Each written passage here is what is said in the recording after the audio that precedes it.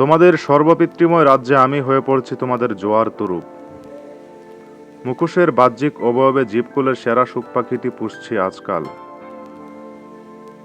গোকুল সমাজে কৃত্রিম হাসির সয়লাভ।